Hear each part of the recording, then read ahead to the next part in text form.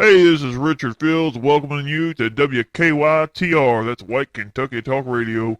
And today's guest, we have Tobias Altonis. He has a doctorate in political economic stability fractions, and he's going to be talking with us a little bit about that today. The stable fractions of political economics, that is. Um, Toby, how are you doing today, buddy? Well, it's a beautiful day here in Kentucky. I must say, I'm glad you had me on the show, Richard. Can I call you Richard? Yes, you may. Well, I'm glad to be here today, and I look forward to our little discussion on this topic. Well, if you don't mind me asking, before we get into that, maybe you tell me a little bit about your career background and what got you into what you're into today and what really makes you the professional on this topic. Well, I actually started, and I got my associate's degree at UCLA. Then I went on to Harvard University to get my master's, and I went to Yale to finally round off. I was fortunate when I got fresh out to, I scored a job working in Washington, D.C. for Al Gore during his campaign against Bush.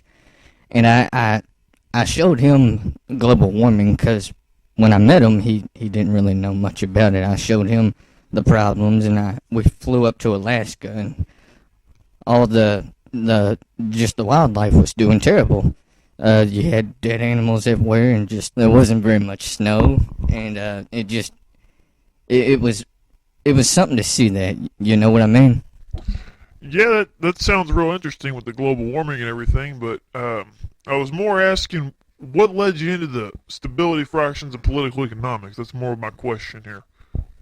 Well, it was actually during 2006. I wrote a book called Stability Fractions in Political Economics, and It was during, after the book was published when I seen a lot of there was a lot of people who noticed what I was mentioning in this book, and it basically just pointed out how there were fractions in our economy, and it was causing a problem with the stability. Well, that makes a lot of sense. Well, I guess we can get on with what we came here to talk about, and that's really getting down to what is PESF, then, political economic stability fractions. Can you really give us a outline of what that really is? Yeah, Richard, but just so you know, in our field we do not call it PESF, we call it political economic stability fractions. So basically what it is in the economy you will have stability fractures, and it's from a political standpoint, and these fractures cause either stability or instability throughout the economy. And really politically this can affect your fractures, and if you have fractures in the right places, because you will always have fractures, it can really just it really plays a major role on the stability of your economics. And basically, a lot of people don't realize that it doesn't have to do with whether or not the president's doing his job right or not. It depends on how many fractures are in our economy and whether or not global warming has played into effect. A lot of people don't realize this.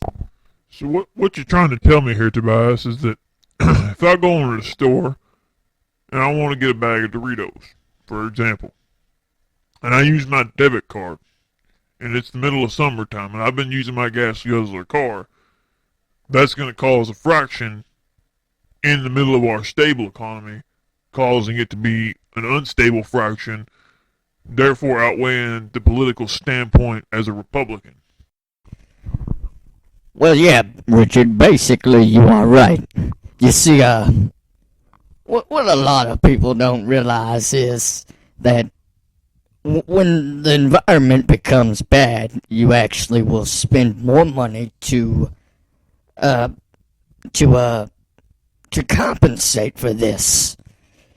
And because of this, it will have fluctuations where you spend a lot of money and then you spend no money.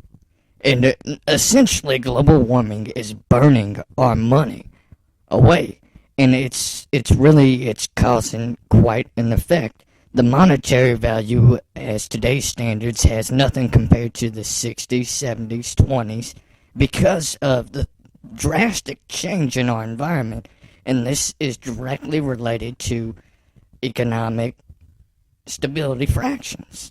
And on a political standpoint, and I was actually listening to a man, David Hiddle. He has a program, and he pointed out everything I'm saying in a way, and he actually added on to it that actually me, an expert in the field, I stopped and I said, this guy's actually, he's onto the right track here. And he doesn't care much for the blacks, but aside from that, he's a political genius. And I really feel as though our government has overlooked a lot of the things he's pointing out, and just black and white detail. I haven't really heard much about this David Hiddle, but sounds like he's on the right track. So I don't care too much for the blacks either, to be honest. I'm not talking bad about them, but, well, on to another subject. With this stability fractions of political economics, I've noticed there's a lot of economy, there's a lot of stability, and there's a lot of fractions. Now, where do the politics come in? Like, say, if I'm a Republican, am I going to want the Democrats to have a stable fraction in their economy? Because we have separate economies for the Republicans and the Democrats. Because you got your feeders and your suppliers, and I mean you're looking at two different countries in one country. We don't use the same money. We're not going to the same schools. We're different people all around. We're good Christians as Republicans, and the Democrats, well, they're mostly going to burn in hell.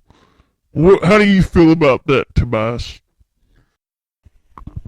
Well, Richard, you've actually brought up a very good point that I feel as though our government intentionally likes to avoid and try to hide.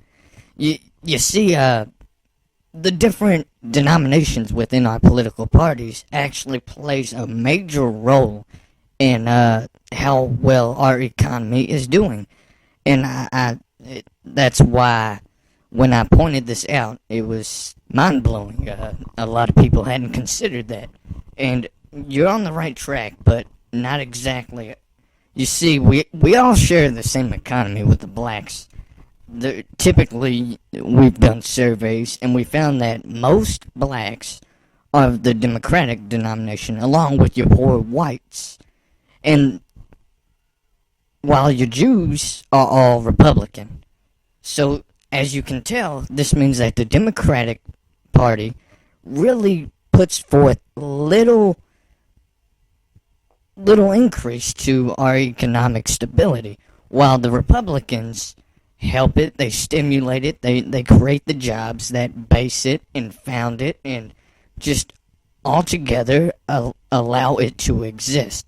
Without the Republican Party, we have statistics that prove our economy would completely go belly up. And the reason why in 2013 we were approaching that fiscal cliff is because America had more Democrats than it did Republicans at that time.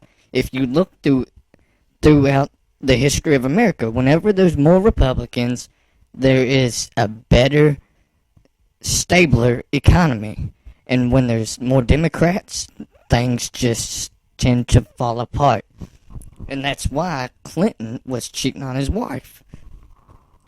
Amen, Tobias. That's what I like to hear, buddy. I'm gonna be honest with you. I'm really glad to hear that you're a Republican as well, because when you first got here, I pegged you for a Democrat. I'm sorry. I apologize. It's a little bit of an insult to think that you're a drain on the economy, but at the same time, even if you were a Democrat, you've got the advantage that without Democrats, there can be no Republicans. Like without good, there can be no evil. Without God, there can be no devil. Without devil, there can be no God.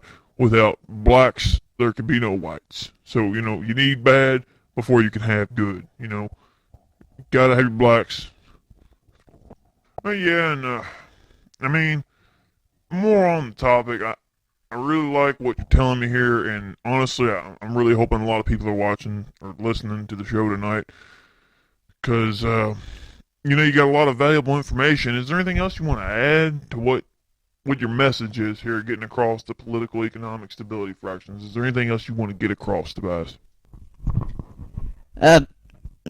Actually, Richard, we pretty much covered all of the essentials that there are. I mean, if your viewers want to know more, they could buy my book, Political Economic Fraction Stability, or I got a second book, The Difference Between Republican and Democrat, the Political Economic Stability Fractions View. And, I mean, other than that, everything we've talked about is in the books, but the books, they essentially cover everything we've talked about with more detail, and you can find them at Walmart for $14.95, Walgreens, anywhere you can buy a book, you can find my two books. And I actually will donate a percentage of the profits to save the wildlife of Alaska. So I'm looking forward. So far we've donated $100, and I'm looking forward to being able to put more of that 1% back. All right, everybody. Looks like our show's coming to a close. Tobias Altonis, it was great having you today, and I'm sure the audience loved you. Audience, I'm glad you're here, because if you weren't, I wouldn't. You know what I'm saying? Well, everybody, you have a great night, and we'll see you next week.